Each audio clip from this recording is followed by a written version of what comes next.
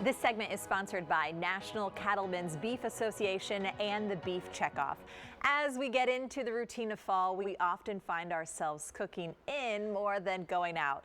And raise your hand if you are already running out of meal ideas. Well, here to help us out is one of the country's leading female pitmasters. We have Erica Roby. Welcome to Great Day, Erica. Hey, thank you for having me, y'all. I really am out of ideas, truthfully, what to make. What are you noticing with Americans in our changing dining habits right now?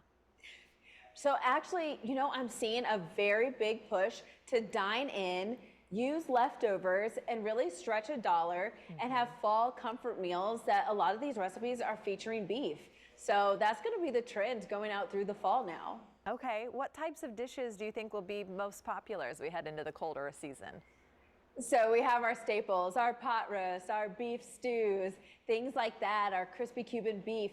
But one of the biggest trending things right now on the Beef It's What's For Dinner.com website is meatloaf. So I think we're gonna have a meatloaf war this fall. Everybody's gonna be making meatloaf and trying to outdo each other. Try our recipe, and then instead of the chili cook-off, it's gonna be the meatloaf cook-off. Meatloaf, that's a really good idea, actually. Like, I would go to that. Yeah. Are you adding in some international ingredients? Are there different flavors that are coming through? Yeah, so definitely making dishes maybe from my childhood or comfort dishes. I'm definitely adding international flavors. Like, I love a good beef bowl. This is my Korean bulgogi beef bowl. And what I like to use is the gochujang, which is a chili paste. It's herbaceous, but it also has that kick of heat. And I'm from Texas, so I like that.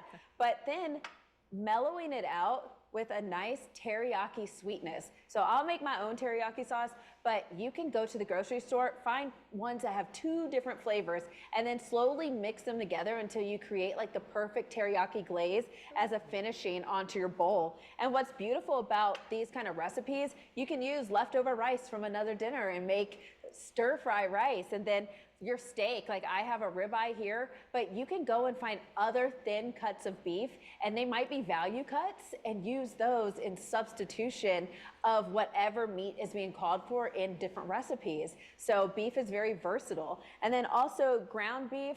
Right now, my family, we like to make empanadas, but I found this Turkish börek recipe and I used ground beef in there. And so some of the cool seasonings that you can do, kebab seasonings with ground beef is fantastic. Shawarma seasoning, if you can find it where you're at, is beautiful, adding just a hint of cinnamon. And one of the cool things is this is a phyllo dough, so you can get the family involved as well, and they can help make it.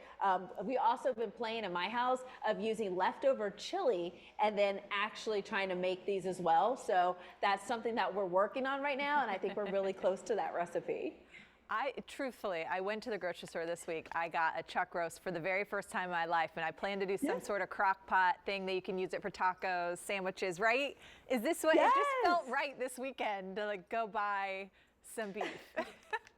I need and chuck roast is so amazing. If it's a big one, cut it up into maybe 3 different portions, and then you can save the other 2 for different recipes. And now you bought 1 section of meat, but you can use it like 3 or 5 different times with 5 different flavor profiles. So that's being really, really smart that you did that, and that's awesome. Okay, that was all I needed to hear. Thank you so much. Erica, what's next for you, by the way, real fast, as a pitmaster? What are you into? Yeah, so I'm trying to figure out how to bring the pitmaster experience into the kitchen so that I can get my family involved. My 6-year-old is my sous chef right now. He's on ground beef duty, but really adding some of those techniques and skills that I've learned along the way and showing how you can do it at home if you're not grilling. That's gonna be my next thing that I wanna do, and do it well. Yes. Thank you so much for doing that and for inspiring all of us today. For anyone at home, you can get Erica's tips and more by heading to beefitswhatsfordinner.com.